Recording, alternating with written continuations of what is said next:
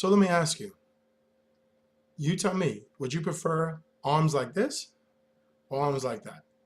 Would you prefer to have calves that can help you jump that look like this, or calves that look like that? Curves that look like this or like that? Would you rather have lips that look like this or lips that look like that? Well, according to over 30,000 albino European sisters, they want lips that look like that. How do I know? Because they do 30 to 40,000 legal surgeries in the United States per year. We're not counting the illegal ones. What does that equate to? That's over 400 basketballs full of plastic going in people's mouths per year to try to look like what this guy calls us. And in fact, the Africans who came out from Africa have no evidence of any Neanderthal genes in them. No evidence of admixture. So they're the real pure humans. Homo sapiens. Really, really interesting, and it gives you a lot to think about.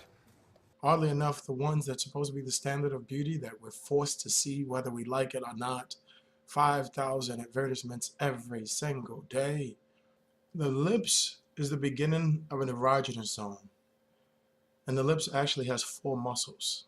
Did you know that? I didn't know that. It actually has 4 muscles. And so when you're devoid of those muscles, you begin to take away the opportunity to enjoy the erogenous zone in the same way. The passion in the same ways is not the same. Keep in mind, the lips is also the beginning of your experience with food or anything, right?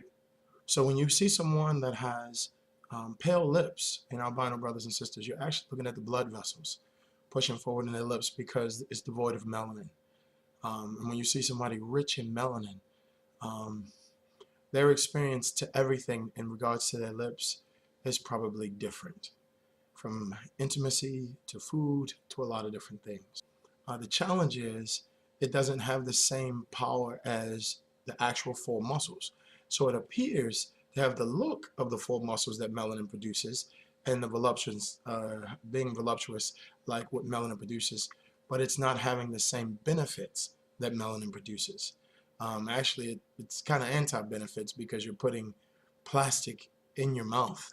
One of the main things that albino women tend to put in their lips is a thing called Juvederm. It's kind of nasty. It's a gel. They have to take a needle and poke it in the mouth, which is, they have to numb the mouth, you know, like you go into a dentist and they have to do that. So it's not super long, but the cost is about $1,000 on average in order to have this appeal of a melanin-rich lip.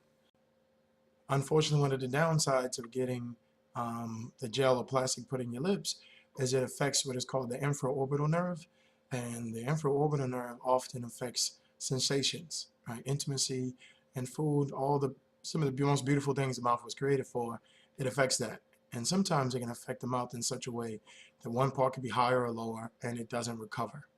That becomes the way your mouth looks potentially forever, unfortunately.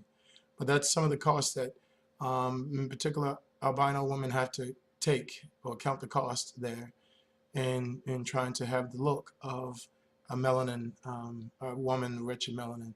So help me understand, how is this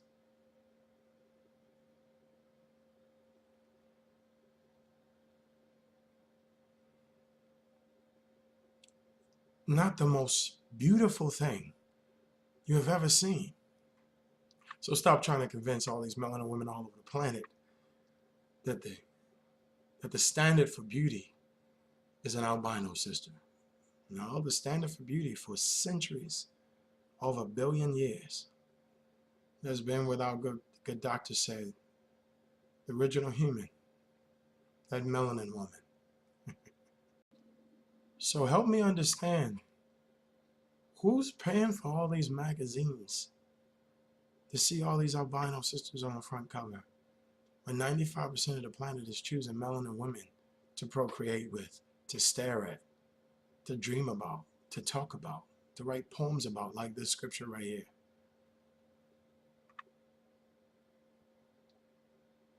Look, I'm not saying albino sisters don't have their sense of beauty, but the standard of beauty? Listen, as 1 Corinthians 13 always says, love delights in the truth. So family, in everything you do, and I mean in everything, breathe love. It's Marcell Russell. I'll see you around, fam. Take care. And